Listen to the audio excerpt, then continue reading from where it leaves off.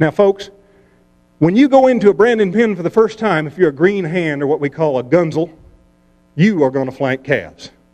And if you survive, eventually you'll work your way up to the prestige job. That is, you get to be the roper, the dragger, the job every man wants. I went through my baptism of fire and I got good at it. So good, in fact, that I will require some assistance in properly introducing this poem. I will need a trumpet fanfare from a volunteer in the audience. Do we have someone to give me a trumpet fanfare on cue? Anybody at all? Well, I'll tell you what, I thought we had somebody to... You guys going to argue with you? Because I'm going to take Darlene over there if you're going to argue about it. Darlene, you go ahead and give me a trumpet fanfare on my cue, would you please?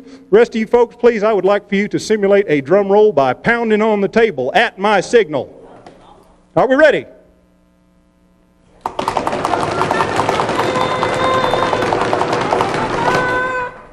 Ladies and gentlemen, I am proud to stand before you this evening in all my glory as the undisputed heavyweight calf-wrestling champion of the world.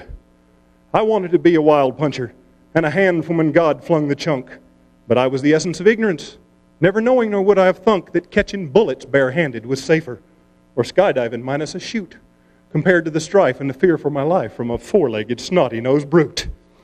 Come with me now to the branding pen, where cowboys are made, not born, where the truest test of the hair on your chest is that bundle of hooves and horn.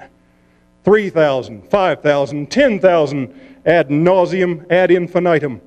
Rope 'em and cut 'em, burn and denut 'em, but the toughest will wrestle and fight 'em.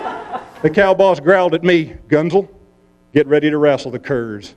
Any old hand can rope and brand, but here's where you'll earn your spurs.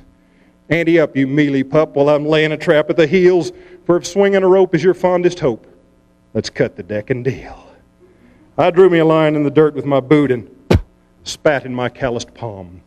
How tough could it be, I says to me, but the storm always follows the calm. The cow boss wheeled away from the herd, and a faunching piece of hell on a 30-foot twine sent chills up my spine, and the rest is hard to tell. I followed the lead of my partner and went down the rope for my chance, when 300 pounds of baby ground round jobbed his feet down inside of my pants. I knew that there must have been easier trails to ride on my way to riches, and the thought crossed my mind as he kicked me blind, there's a weed eater loose in my britches. I was whirling around in a hairy ball with a slobbering fiend from the pit. Ah, I'm dead, it said, as we rolled through the grass and the cow pies. The rest of the boys and the cow boss was having a heck of a laugh, but I wasn't grinning. I thought I was sinning when I was French kissed by that calf. He tangoed on my toenails and he waltzed upon my crown. My wrestling pard laughed so dang hard I thought he'd choke and drown. My belt was busted with my pride, my pants around my knees. The cow boss and his cow hoss both ignored my wretched pleas. They drugged me through the slime and snot despite my screams and howls, while that bovine spawn of Frankenstein fired salvos from his bowels. I prayed in song, I prayed in rhyme, I prayed in grunts and groans, but Bully just kept dancing and a-prancing on my bones. We executed somersaults and twirled with airy grace, while that ox befouled my boots and socks and drooled upon my face. I cinched him snug around the goozle till he suffocated. I thought by heck I'd break his neck till he regurgitated. He spilled his morning grazings in my ears and up my nose. And that baby beef bologna tapped a tune on my cojones with his toes. I figured I was just about a step or two from dead. I knew the whole darn crew would brand on me instead. But feats of strength are oft conceived from sheerest desperation. The how and why, the do or die, begot by provocation. I'd had enough. I reared straight up. The critter reared up too. And we pawed the ground, danced around, skipped a beat or two. Then I slammed him over backwards, and we crumpled in a heap. The other boys, with cries of joy, descended on the creep. They marked his ear and scorched his hide and bragged how good I did, while I modified his bullish pride with a rusty tin can lid. Oh, say, said I done so well. Perhaps another chore? But that horse's rear with deafened ear just kept on dragging more. That day will haunt my sleep at night until I grace the grave. 'Twas then I vowed, but not real loud, my honor for to save.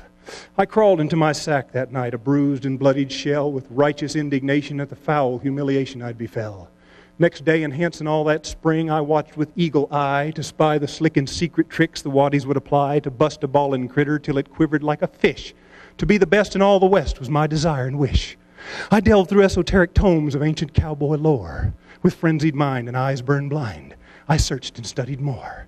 I practiced calisthenics, Dianetics, ballroom dance. In my psychosis, thought hypnosis just might put him in a trance. I perused forgotten disciplines, forbidden martial arts, all methods meant with dire intent to squash the little fools. I mastered lethal systems and invented one or two, like Taekwondo and Nintendo, Kung Fu and Who Flung Poo. I became a fiend incarnate when a calf would stretch the rope. By head or heels, their fates were sealed. I gave them nary hope. I astonished all them punchers. Why, they cheered and heaped the praise when I slam dunked the snotty punks 1,000 different ways. I was building reputation as I flipped the hairy snides with arcane tricks of leverage while I sipped my favorite beverage on the side. The boys all threw their hats and squalled. No king in any castle could be as proud as when they lowed that I could really wrestle. My buttons popped with manly pride, for I had stood the test. I knew the boss upon his hoss was suitably impressed.